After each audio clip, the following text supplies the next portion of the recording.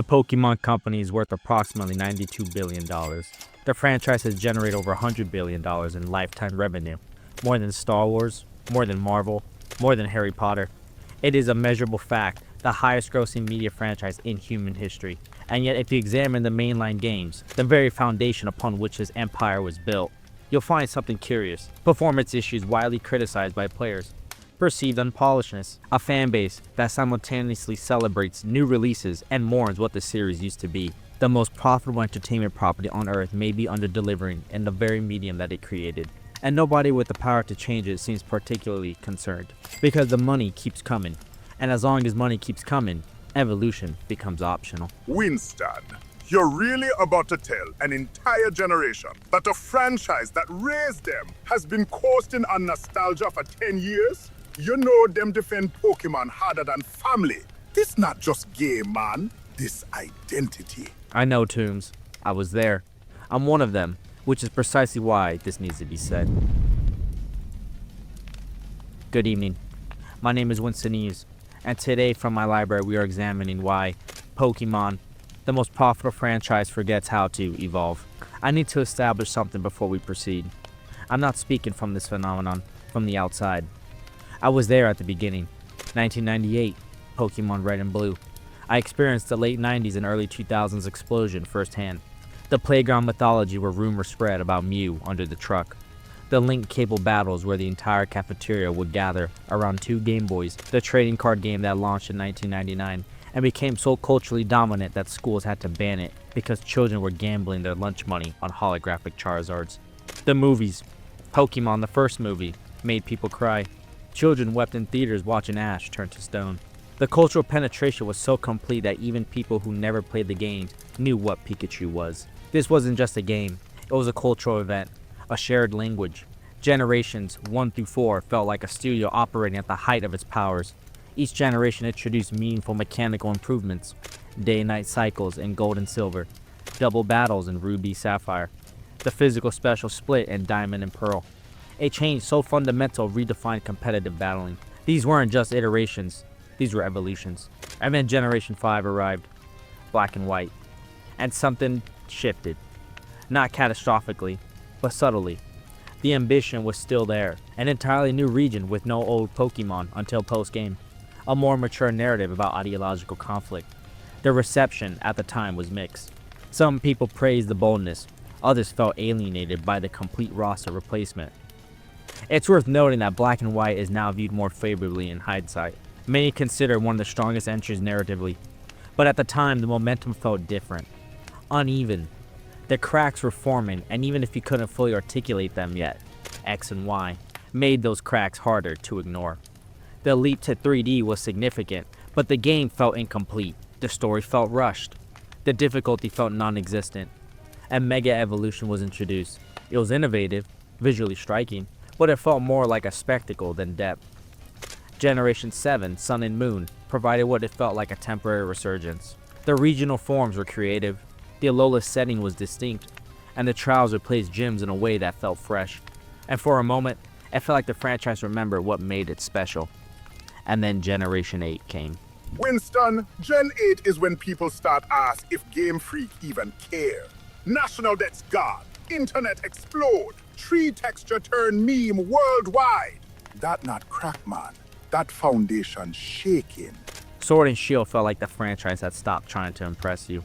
It felt like a product engineered to meet a release date rather than a vision. The wild area, the game's marquee feature, was a technical embarrassment. Draw distance so poor that Pokemon would materialize 10 feet in front of you. Frame rate drops in multiplayer. Dynamax raids that frequently crashed. And when players voiced these concerns, the response from the Pokemon company was essentially, "This is what we're delivering. Take it or leave it." And millions took it because it was Pokemon. That's when the pattern became undeniable. By Generation 8, it felt like the series had accepted that technical excellence was optional, that the brand was strong enough to survive mediocrity. And then Generation 9 proved them right. Pokémon Scarlet and Violet launched in November of 2022, and it is not hyperbole to say that it launched in one of the worst technical states of any major Nintendo published game in the company's history. Performance issues were so widespread they became a dominant conversation around the game for weeks. Frame rate drops in towns, frame rate drops in battles, frame rate drops during cutscenes. The game struggled to maintain 30 FPS in single player, and in multiplayer it frequently dipped to the teens. Pokemon would clip through the ground mid-battles. NPCs would T-pose during story sequences. The player character would fall through the world geometry. Textures would fail to load. The camera would spam during cutscenes. And this wasn't a matter of a few players experiencing isolated bugs. This was systemic. Reviews outlets documented it. Players uploaded hundreds of compilation videos. Scarlet and Violet is unfinished, trended on social media multiple times in the first month. And the Pokemon Company's response was a brief statement acknowledging issues and promising patches. The patches helped, marginally. Months later, the game still runs poorly compared to other Switch titles. Tears of the Kingdom runs on the same hardware with vastly more complex physics and geometry, and it maintains stable performance. Xenoblade Chronicles 3 has massive open environments and maintains stability, but Pokemon, the most profitable franchise in history, cannot make a game run properly on the hardware it's designed for. People drop $70, some double that, and get what feel like beta build. And the wild part? The game underneath actually solid. But when you're falling through floor mid-battle, none of that matter. And here's what makes it unforgivable. This was preventable. This wasn't a case of ambitious design exceeding hardware limitations. This was a case of game launching before it was ready because the schedule demanded it, because the anime was airing, because the trading cards were printed, because the merchandise was shipping. The game shipped broken because the machine couldn't wait. And the most damning part, it sold over 25 million copies. It became one of the fastest selling Pokemon games ever. Scarlet and Violet proved definitively that quality control was optional, that the brand is strong enough to survive releasing broken products, and that players will buy it anyways. The franchise learned the wrong lesson from Scarlet and Violet. They learned that even a broken game will sell. And once you learn that, the incentive to delay for polish evaporates entirely. It's worth acknowledging that some players genuinely love these modern entries. They find joy in the open world, appreciate the creature designs, and the technical issues don't diminish their experience. And that's valid. But individual enjoyment doesn't change the systemic pattern of what the franchise has become willing to deliver. Here's the paradox that explains everything. The Pokemon Company generates over $100 billion in lifetime revenue, but only 17% of that comes from games. The majority, 64%, comes from merchandise. The games aren't the profit center. They're the content generator for the profit center. This creates a structurally incentive problem.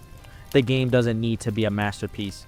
They need to introduce new Pokemon on schedule so the merchandise machine can continue operating. They need to maintain brand visibility, but they don't need to be excellent. Excellence is expensive, and excellence takes time, and time delays the merchandise cycle. Compare this to Legend of Zelda. Nintendo delayed Breath of the Wild multiple times, years, because it wasn't ready. They delayed Tears of the Kingdom for the same reason. The game is the product. If the game isn't excellent, there's no product. But Pokemon operates differently. The game is the advertisement for the real product. The plushies, the figures, the clothing. If Scarlet and Violet launch with technical issues, it doesn't matter financially as long as the new Pokemon designs are marketable, because the real profit comes from the Sprigatito plushie that will sell millions of units over the next 2 years. So it not laziness, it business math. If better polish not increase profit, why slow down? That not incompetence, Winston. That optimization. Precisely. This isn't about the developer laziness. Game Freak operates under immense pressure to synchronize releases with anime seasons, merchandise launches, trading card expansions, and the movie releases. The Pokemon Company is a multimedia corporation, and the games are one component of a synchronized product launch. Delaying a game means delaying everything, and the machine generates billions, so the games will ship when scheduled, regardless of readiness. So here's something the Pokemon Company doesn't want discussed. ROM hacks. Fan-made modifications of existing Pokemon games that often feel more creative, more ambitious, and more respectful of player intelligence than the official releases. Pokemon Radical Red takes Fire Red and adds fairy typing, competitive viable teams for every trainer, enhanced difficulty, and quality of life features Game Freak refuses to implement. Pokemon Unbound is an entirely original region with custom sprites, an original story, difficulty modes, and mechanical depth that puts recent official games to shame. Pokemon Inclement Emerald adds modern mechanics to Emerald while maintaining the challenge and polish the original was known for.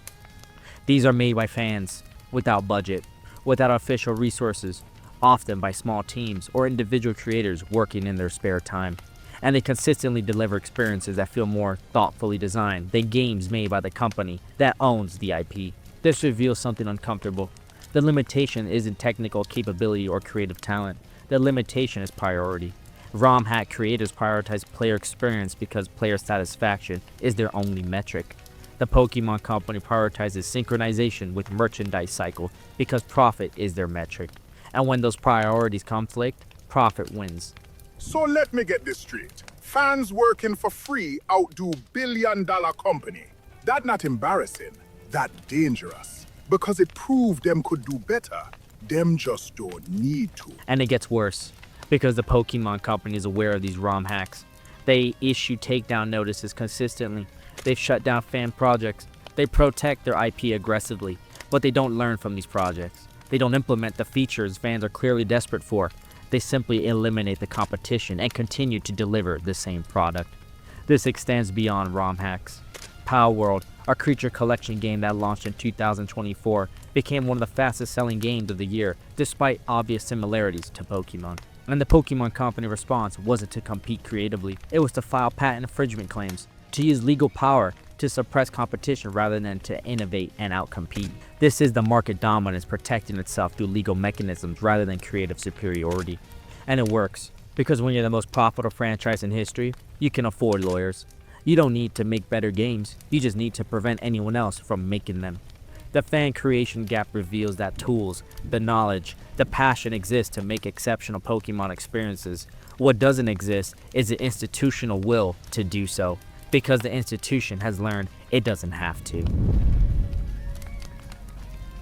Here's where the critique becomes more nuanced, because it's inaccurate to say Pokémon doesn't innovate. In early 2000s, the franchise was experimented prolifically.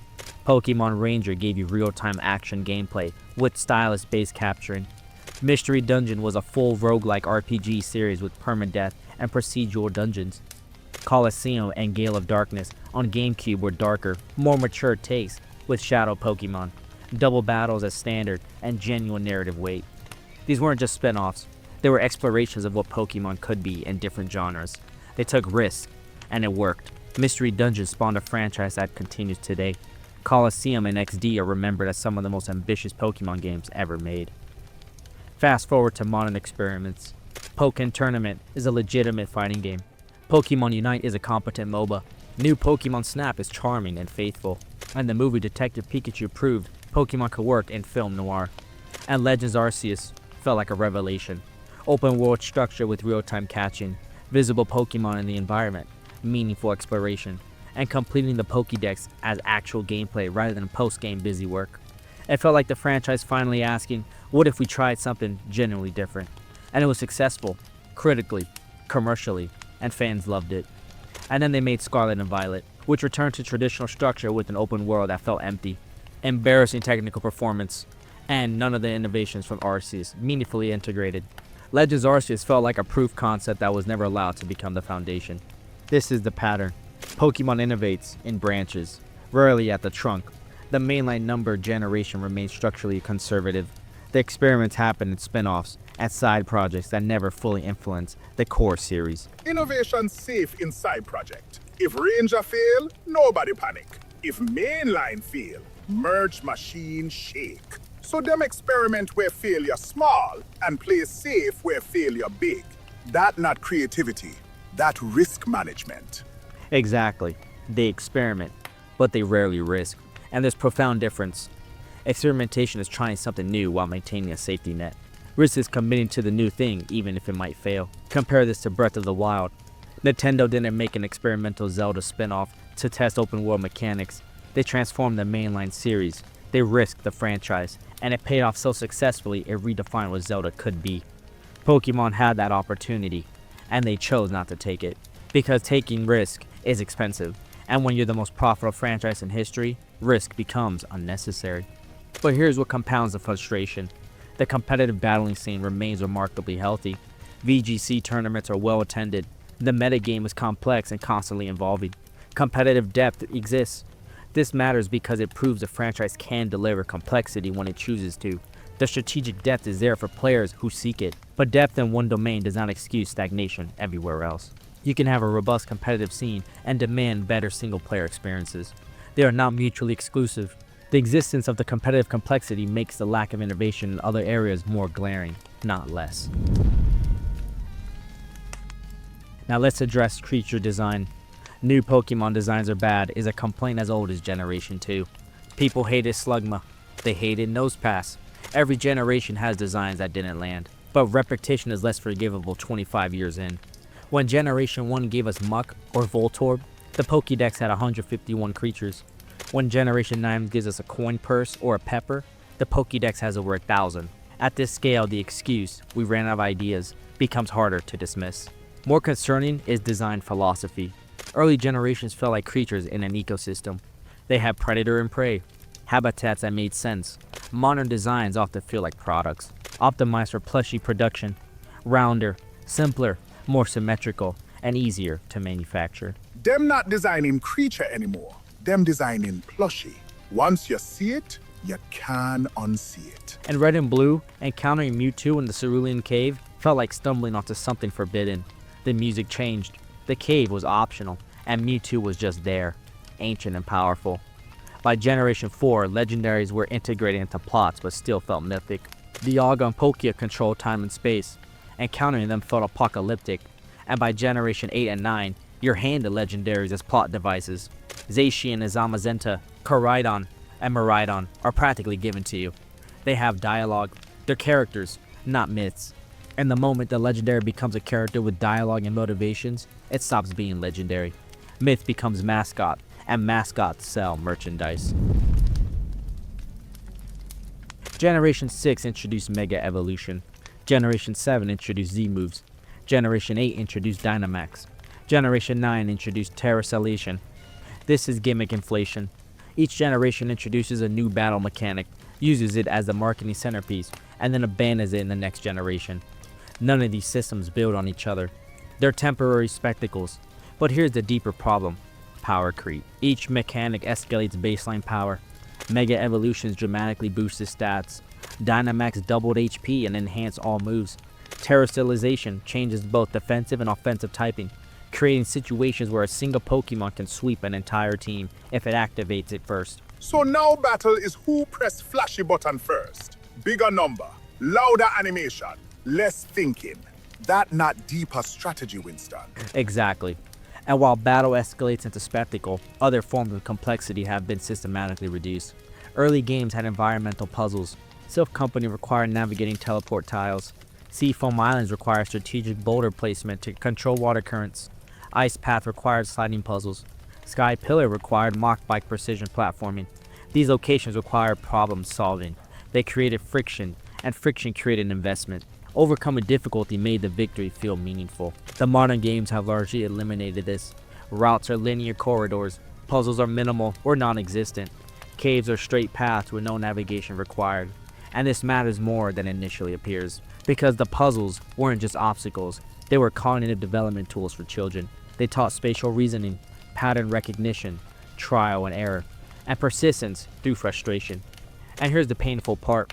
We used to solve these puzzles with guidebooks, physical strategy guides you'd read like ancient texts, searching for the one map that showed where to push the boulder. That was part of the experience. The mystery, the discovery, the investment of time and thought. Now you type solution in YouTube and done in 40 seconds. Internet kill mystery, yes. But instead of building smarter puzzle, them just remove them. Convenience win, challenge lose. Precisely. The design has adapted toward convenience rather than engagement. But convenience and investment are not the same thing. And Pokemon has chosen convenience at every turn. Which means an entire generation of children is growing up on Pokemon games that don't teach problem solving, don't require persistence, and don't create the investment that comes from overcoming difficulty.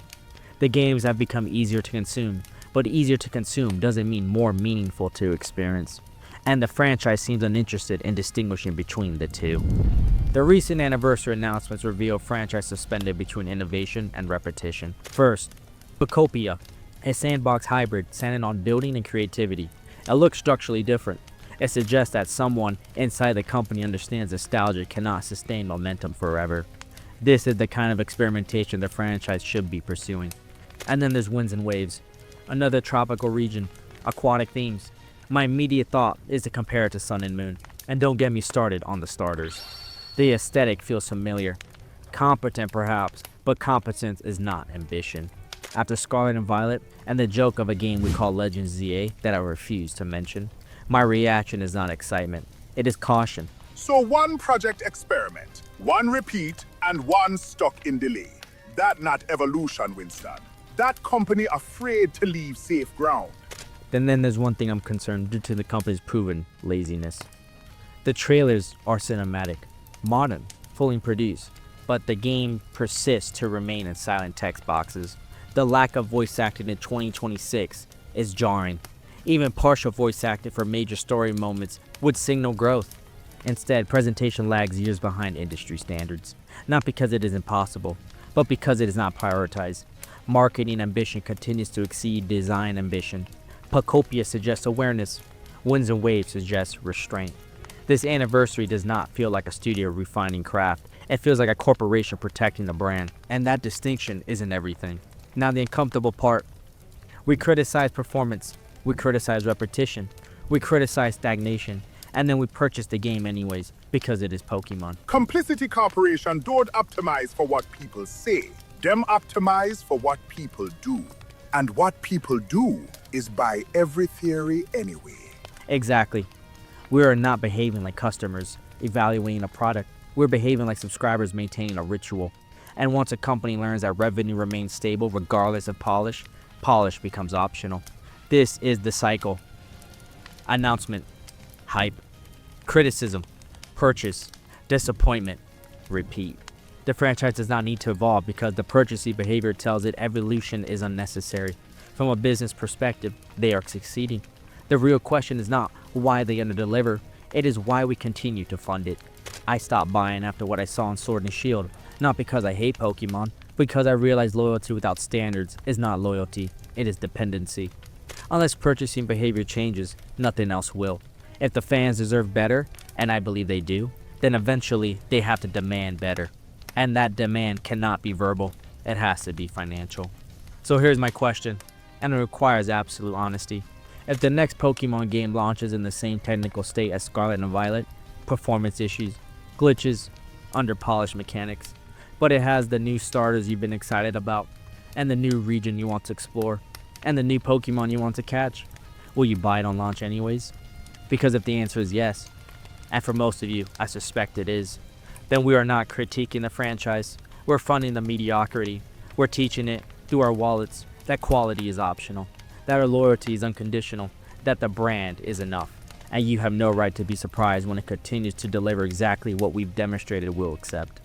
The franchise will evolve when we demand it, not before, not because they decided to, but because we stop rewarding them for choosing not to. The choice has always been ours. We've just been pressing the wrong button. For what it is worth, Winston, me probably still buying the next one. Just with shame this time. You're welcome, Toombs. Self-awareness is the first step toward change. Action is the second. And we both know which ones we're stopping at. Yeah, man. We know.